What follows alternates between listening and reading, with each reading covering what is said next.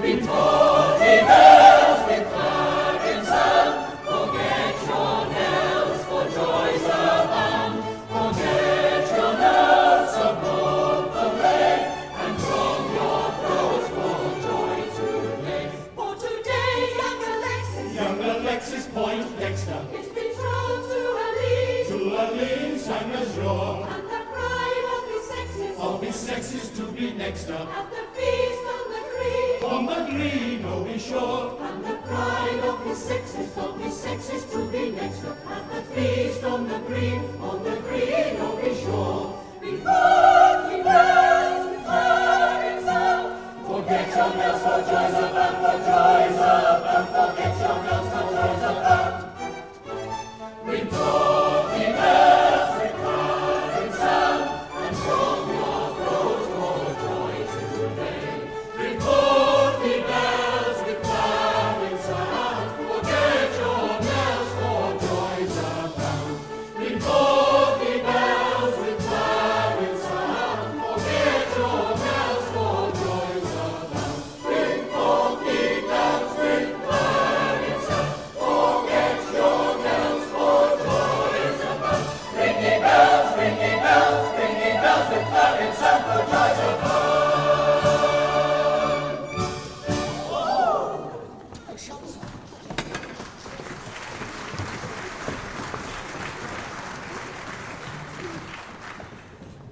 Constance, my daughter, why this strange depression? The village rings with seasonable joy because the young and amiable Alexis, heir to the great Sir Marmaduke Poindexter, is betrothed to Aline, the only daughter of Arabella. Lady Sangazure, you alone are sad and out of spirits. What is the reason? Speak, me daughter, speak.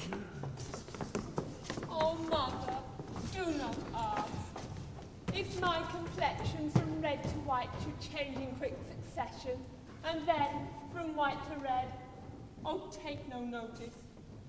If my poor limbs should tremble with emotion, pay no attention, mother. It is nothing. If long and deep-drawn sighs I chance to utter, oh, heed them not.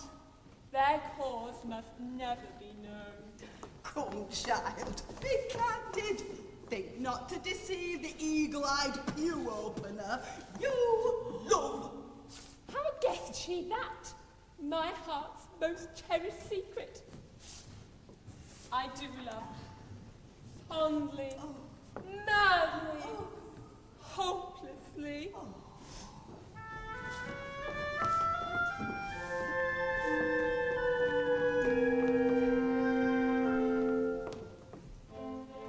When he is here, I sigh with pleasure. When he is gone, I sigh with grief.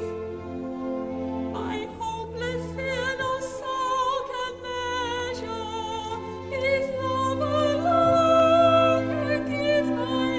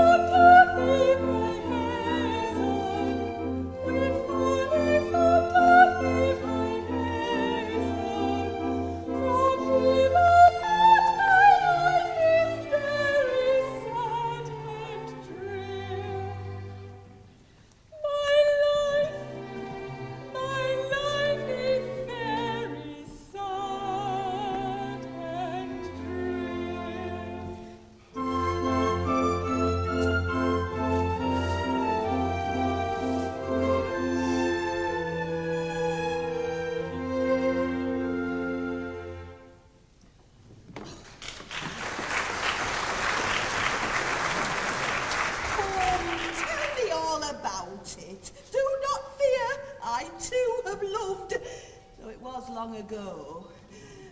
Who is the object of your young affection? Hush, Mother! He's here! Our Reverend Vicar? Oh, pity me. My heart is almost broken. Come, child, be comforted. To such an union I shall not offer any opposition. Take him, he is yours. May you and he be very happy. But, Mother dear, he is not yours to give. That's true indeed. He might object. He might, but take heart. I'll probe him on the subject. Come, child, leave this affair to me.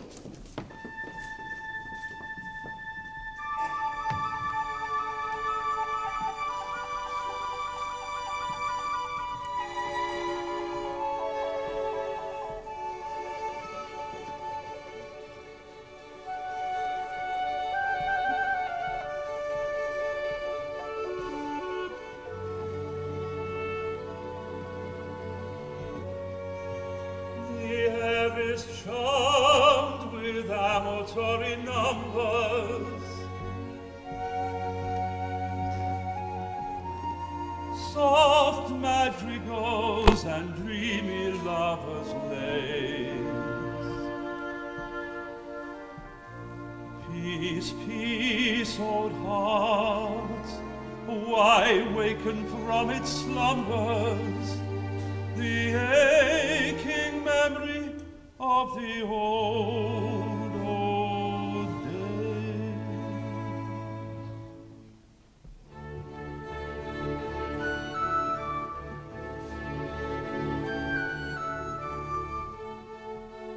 Time was when love and I were well acquainted.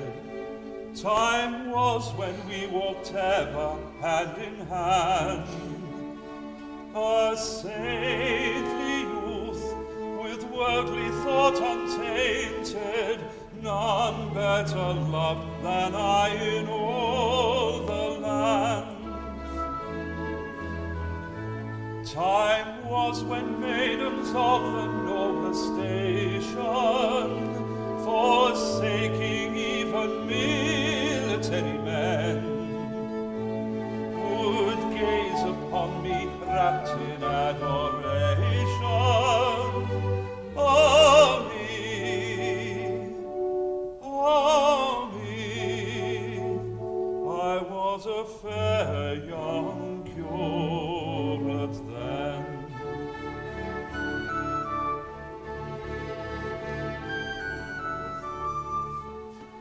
Had I a headache, sighed the maids assembled. Had I a cold, welled forth the silent tears. Did I look pale, then half the parish trembled, and if I coughed or thought the end was near, I had no cares, no jealous doubts hung o'er me, for I was loved beyond all other men. Fled gilded dukes and belted earls before me. Oh me, oh me, I was a pale young curate then. A pale young curate, a pale young curate. Oh me, I was a pale young curate then.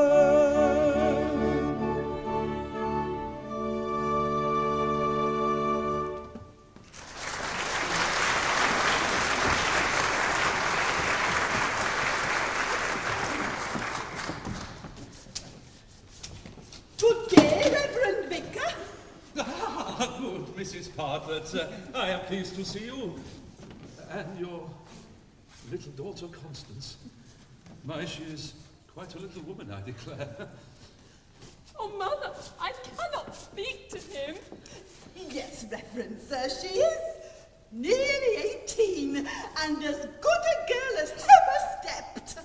Oh, but sir, I'm afraid I shall soon lose her. Dear me, you trouble me very much. Is she delicate? Oh, no, I don't mean that. But young girls look to get married.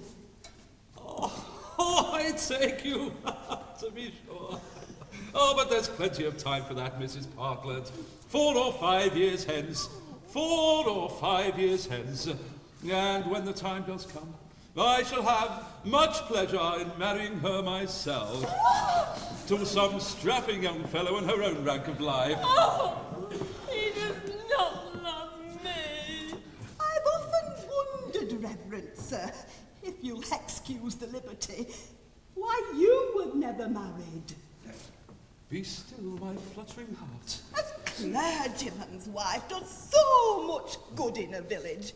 And besides that, you're not as young as you were, and you'll soon need somebody to nurse you and see to your little comforts. There is much truth in what you say, Mrs. Partlett. I am indeed getting on in years, and a helpmate would cheer my declining days. Time was when it might have been, but I have left it too long. I am an old fogey now. Am I not, my dear? A very old fogey indeed. No, Mrs. Partlett, my mind is made up. I shall live and die a solitary old bachelor. Oh, Mother, Mother. Come, child, don't fret. At a more fitting time we shall try again. We will try again. Poor little girl. I'm afraid she has something on her mind. She is rather comely. Time is when this old heart would have throbbed a double time at the sight of such fairy form. Oh, but tush, I am human. Here comes Alexis and his proud and happy father. Let me dry this telltale tear. Sir Marmaduke, my dear young friend Alexis, on this most happy, most auspicious plighting, permit me, as a true old friend, to tender my best, my very best congratulation. Sir, you are most obliging. Dr. Daley, my dear old tutor, and my valued pastor, I thank you from the bottom of my heart.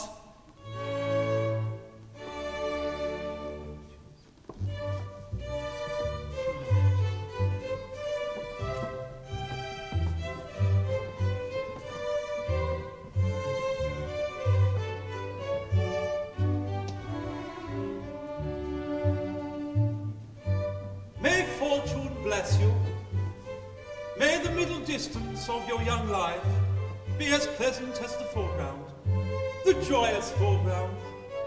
And when you have reached it, may that which is now the far-off horizon, but which will become the middle distance, in fruitful promise, be exceeded only by that which will have opened, in the meantime, into a new and glorious horizon.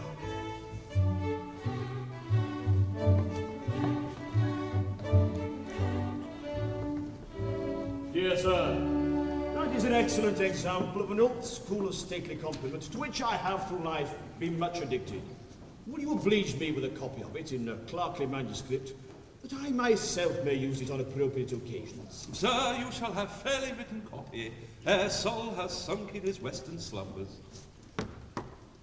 Come, come, my son, your fiancée will be here in 5 minutes. Rouse yourself to receive her. Oh, rapture! You're a fortunate young fellow, and I want to disguise from you that this union with the house of Sangazure realizes my fondest wishes. Aline is rich, and she comes of a sufficiently old family, for she is the 7,037th in direct descent from Helen of Troy. True, there was a blot on the escutcheon of that lady. It was unfortunate affair with Paris, but where is a family other than my own in which there is no flaws? You're a lucky fellow, sir, a very lucky fellow. Father, I am welling over with the limpid joy. No sickly taint of sorrow overlies the lucid lake of liquid love, upon which, hand in hand, Aline and I are to float into eternity. Alexis, I desire that of your love for this young lady you do not speak so openly. You are always singing ballads in praise of her beauty. You expect the very menials who wait behind your chair to chorus those ecstasies. It is not delicate. Father, a man who loves as I love. Fool, Poulter! 30 years ago I madly loved your future mother-in-law, the Lady Sangazure. And I have reason to believe she returned my love.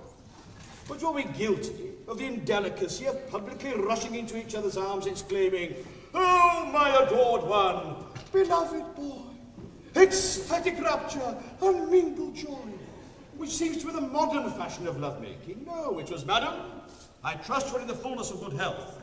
Sir, you are vastly polite. I protest, I am mighty well. And so forth. Much more delicate, much more respectful. But see, Aline approaches. Let us retire that she may compose herself for the interesting ceremony in which she is to play so important a part.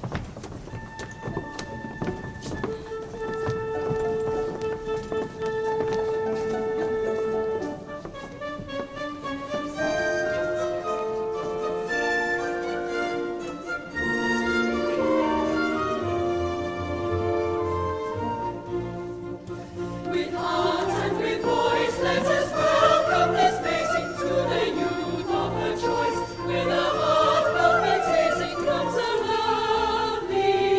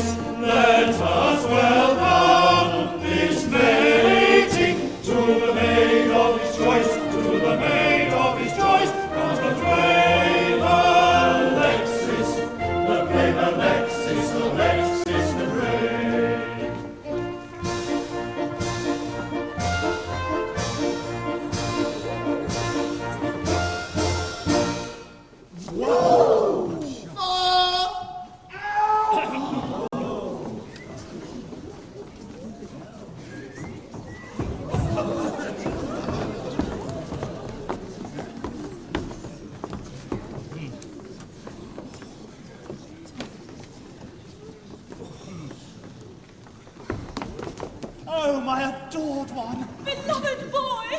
Ecstatic rapture! Unmingled joy!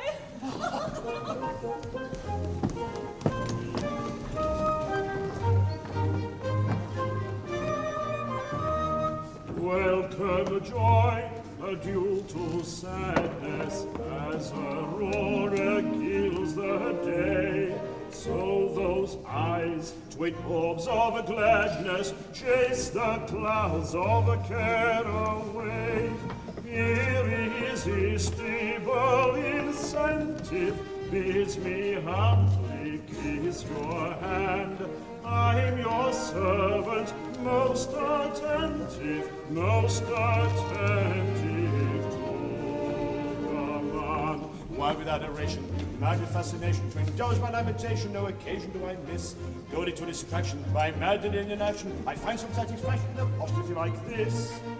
Sangazure immortal, Sangazure divine, welcome to my portal, angel be mine, immortal divine, angel be mine. Irresistible incentive bids me humbly kiss your hand. I'm your servant, most attentive to command.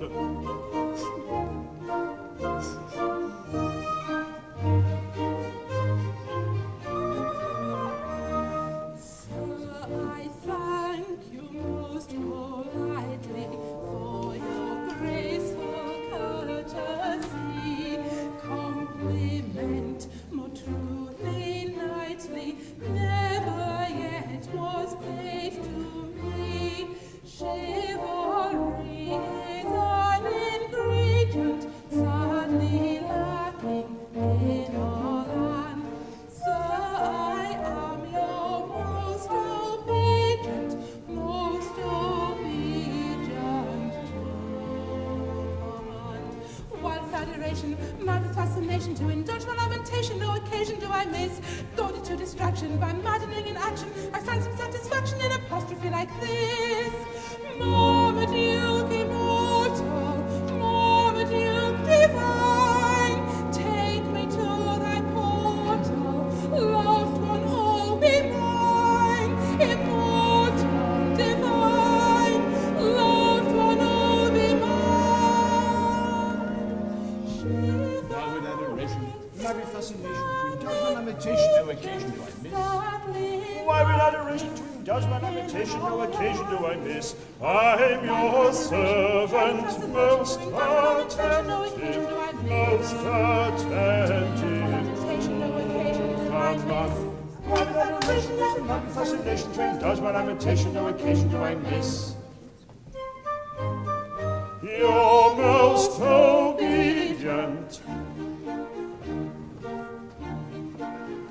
You're most obedient to command.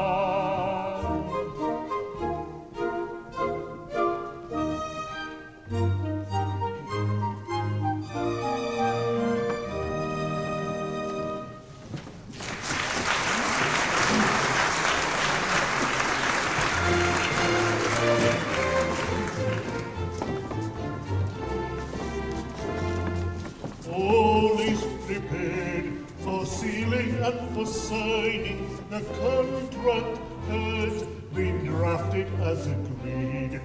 All is prepared for sealing and for signing. The contract has been drafted as agreed. Approach the table, O ye lovers pining, with hand and seal. Now execute the deed. Approach the table, O ye lovers pining, with hand and seal. Now execute the deed. I deliver it as my act and deed. I deliver it as my act and deed. See they sign without a quiver it, then to proceed.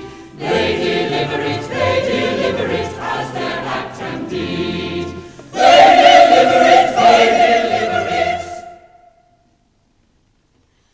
As their act and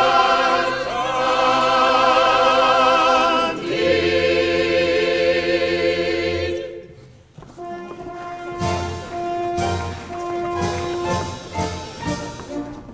With heart and with voice, let us welcome his ladies and the maid of his voice. With full heart palpitating, Alexis the brave.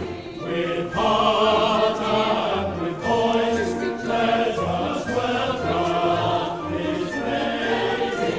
Sing hail, bless the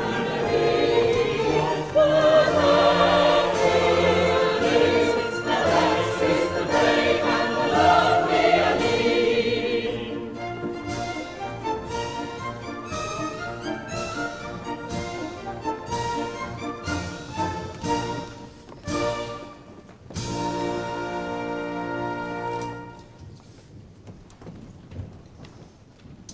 At last we are alone, my darling.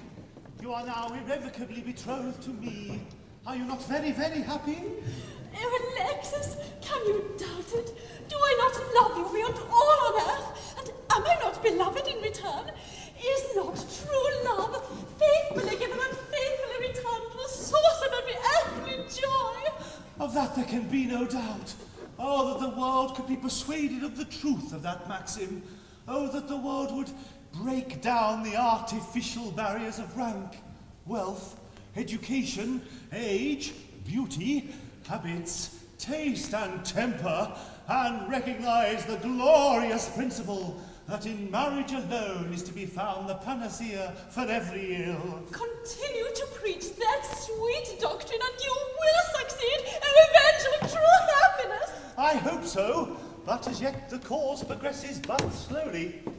Still, I have made some converts to the principle that men and women should be coupled in matrimony without distinction of rank.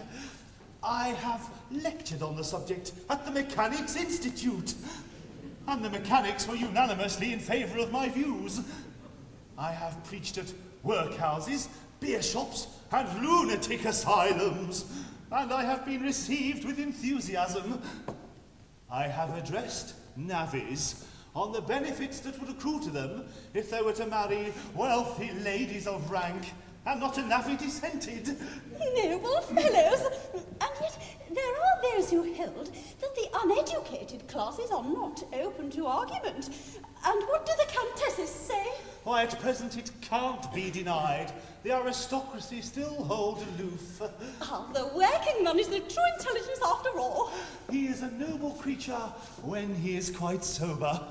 Yes, Aline, true happiness comes of true love, and true love should be independent of external influences. It should live upon itself and by itself. In itself, love should live for love alone.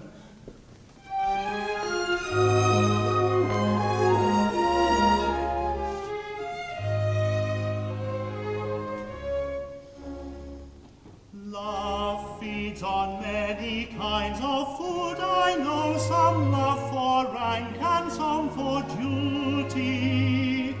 Some give their love away for empty show, and others love for youth and beauty.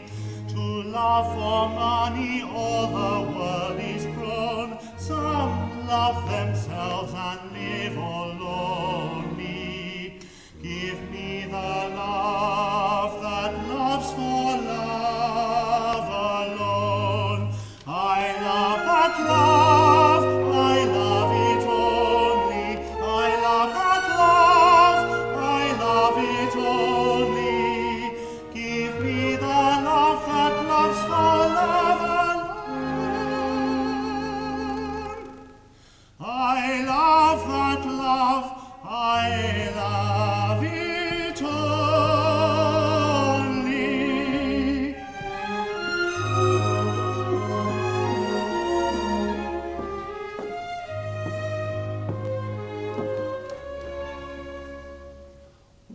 What man for any other joy can thirst, whose loving wife adores him duly?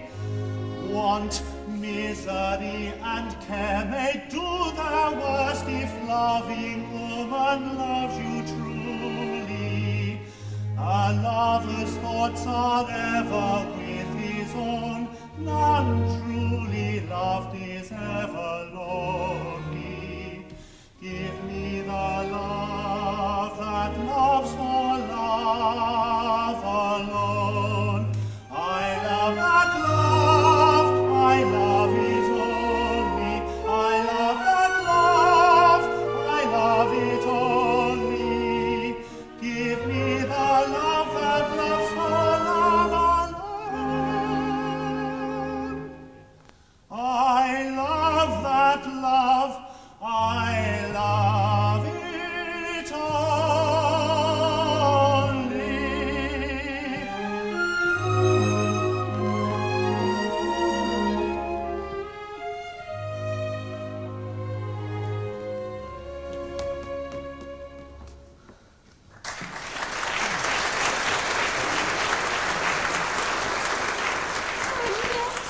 Those are noble principles.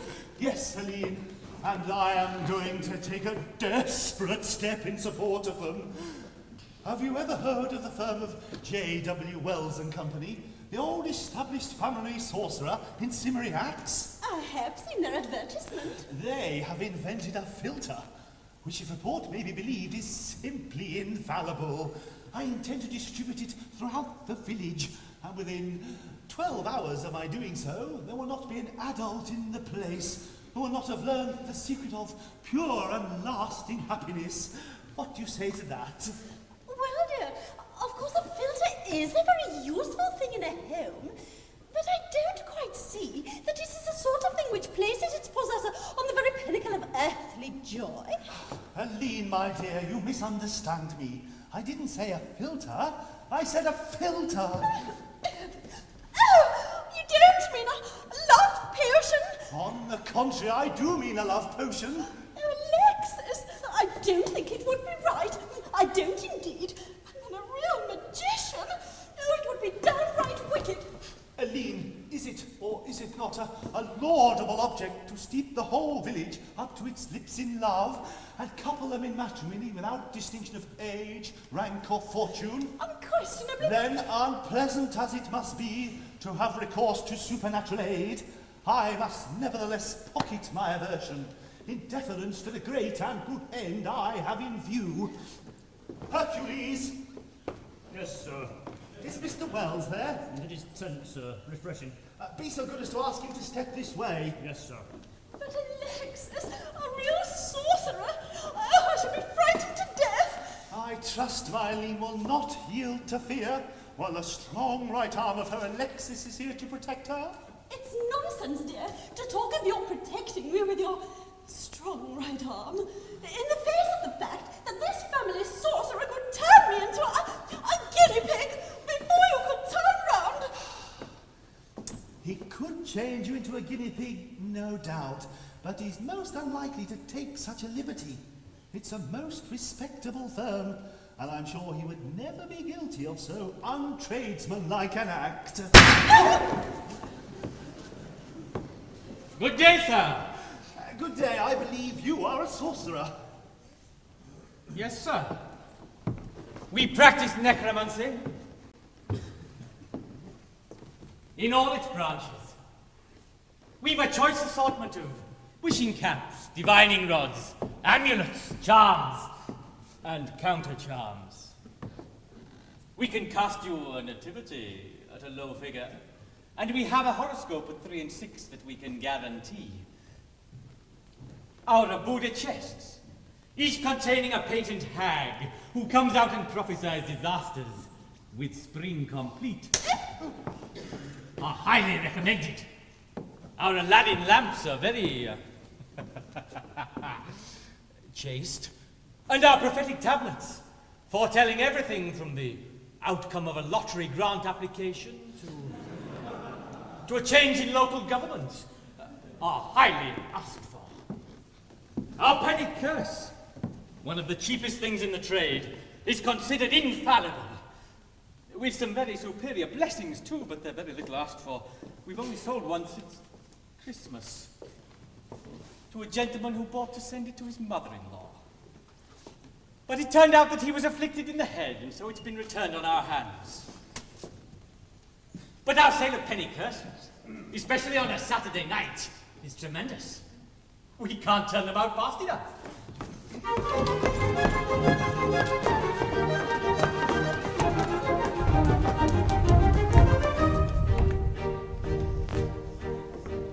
My name is John Wellington Wells. I'm a dealer in magic and spells, in blessings and curses and ever-filled purses, in prophecies, witches and knells. If you want a proud foe to make tracks, if you'd melt a rich uncle in wax, you've but to look in on the resident gin number 70 Simmery Axe. We've a first-rate assortment of magic, and for raising a posthumous shade, with effects that are comic or tragic, there's no cheaper house in the trade. Love filter, we've quantities of it, and for knowledge if anyone burns, we're keeping a very small profit, a prophet who brings unbounded returns.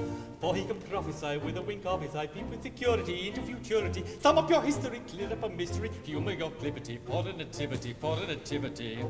He has answers oracular, bogey spectacular, tetrapods tragical, mirrors so magical, facts astronomical, solemn or comical, and if you want it, he makes a reduction on taking a quantity. Oh! If anyone anything lacks, he'll find it already in stacks, if he'll only look in on the resident gin number 70 Simmery Axe.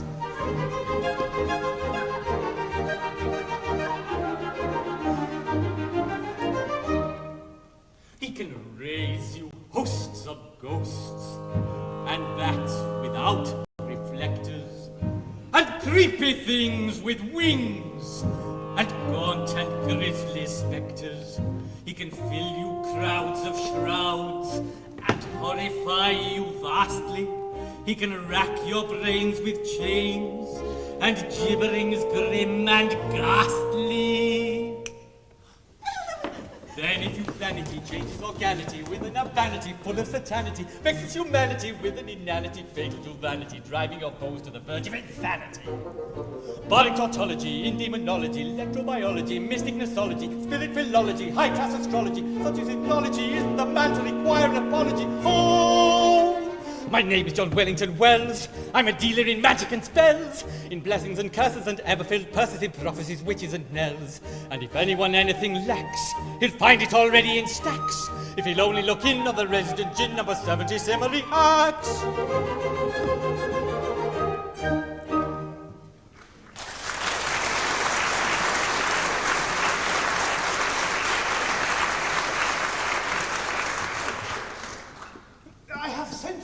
Consult you on a very important matter.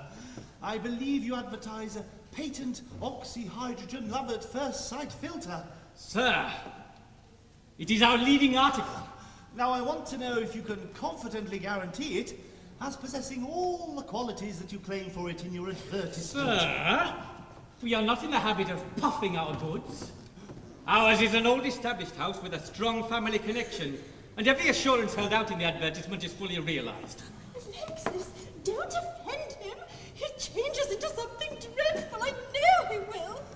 I am anxious from purely philanthropical motives to distribute this filter secretly throughout the inhabitants of the village.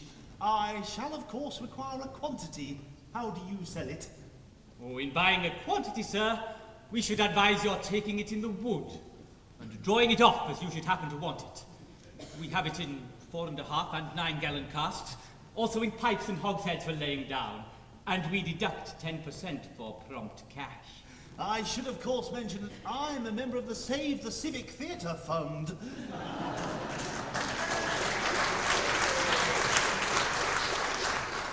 In that case, sir, we make no charge. Aline, the villagers will assemble to carouse in a few minutes. Go and fetch the teapot. But Alexis... My dear, you must obey me if you please. Go and fetch the teapot. I'm sure Dr. Daley would disapprove of it. And how soon does it take effect? In 12 hours. Whoever drinks of it loses consciousness for a period, and on waking falls in love as a matter of course with the first lady he meets who has also tasted it, and his affection is at once returned. One trial will prove the fact. Good. Then, Mr. Wells, I shall be obliged if you want once pour sufficient filter into this teapot as will suffice to affect the whole village. But bless me, Alexis, many of the villagers are married people. Madam, this filter is compounded on the strongest principles. On married people, it has no effect whatever. But are you sure you have nerve enough to carry you through the fearful ordeal? In the good cause, I fear nothing. Very well, then. Let us proceed to the incantation.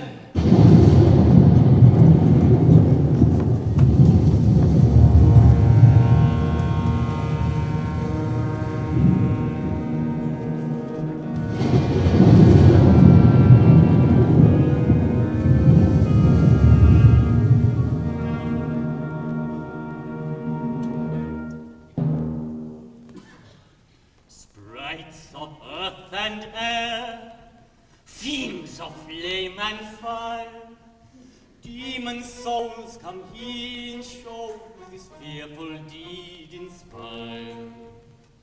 Appear, appear, appear.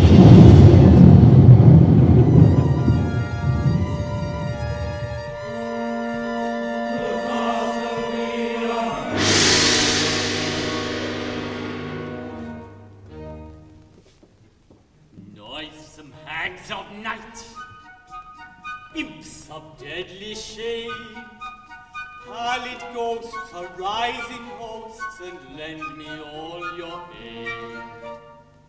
Appear, appear, appear.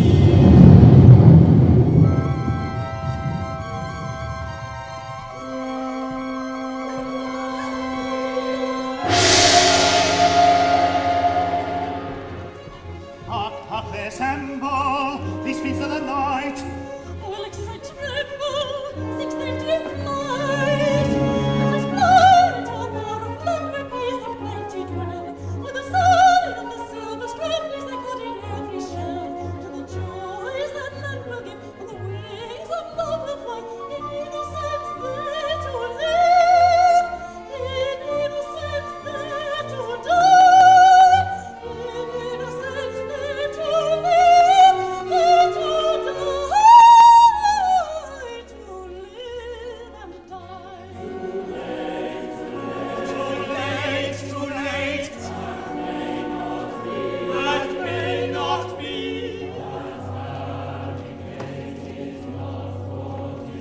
That happy fate is not for me.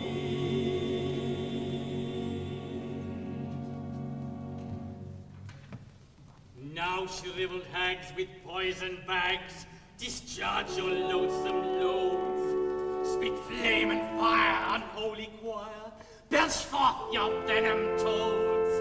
Ye demons fell with yelp and yell, shed curses far afield. Ye fiends of night, your filthy blight in noisome plenty.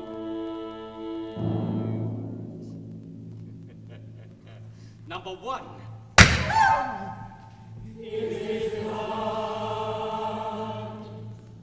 Number two.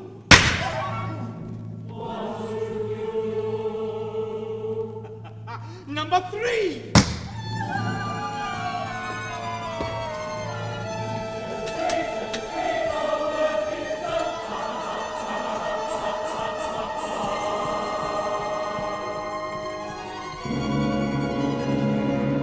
Let us fly to a far off land where peace and plenty dwell. Where the sigh of the silver strand is echoed in every shell. Too late, too late. Let us fly, let us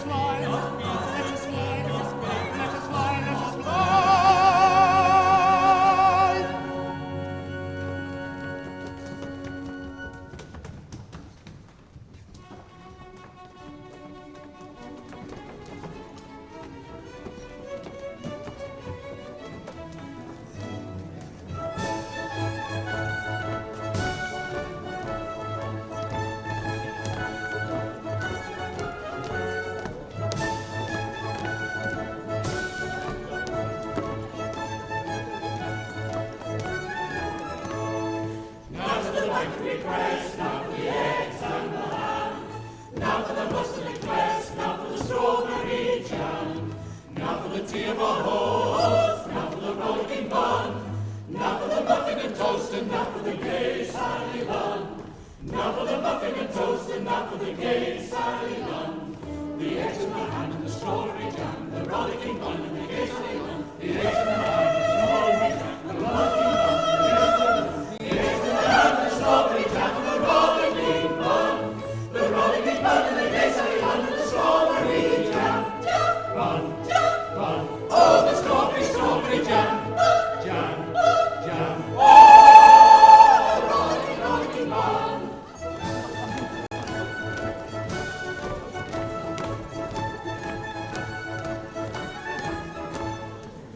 Be happy all, the feast is spread before ye. Fear nothing, but enjoy yourselves, I pray.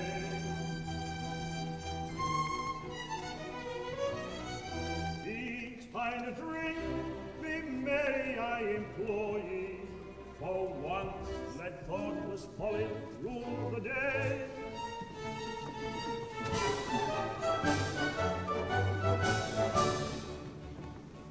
Eat, drink, and be gay. Banish all worry and sorrow. Laugh gaily today. Weep if you're sorry tomorrow. Come, pass the cup round. I'll be go bail for the liquor. It's strong, I'll be bound, for it was brewed by the vicar.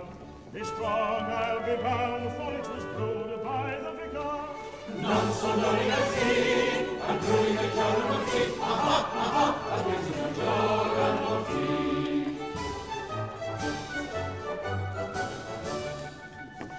See they drink, all thought unheeding, the teacups clink.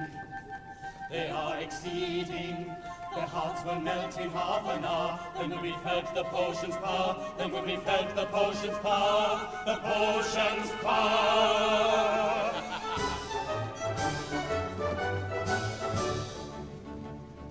Pain, trouble and care, misery, heartache and worry, quick out of your lair, get you all gone in a hurry. Toil, sorrow and plots, fly away quicker and quicker. 3 spoons to the pot, that is the brew of your vicar. 3 spoons to the pot, that is the brew of your vicar. None so knowing as he, and brewing the jorum of tea. Aha, aha, and brings the jorum of tea.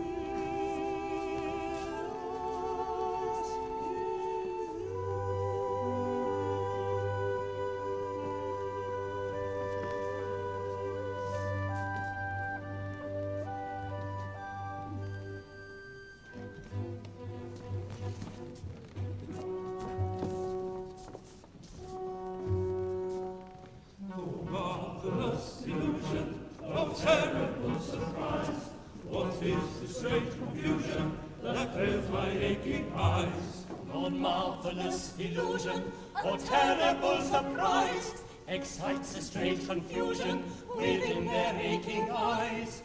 I must regain my senses, restoring reason's law. All fearful inferences the company will draw. All fear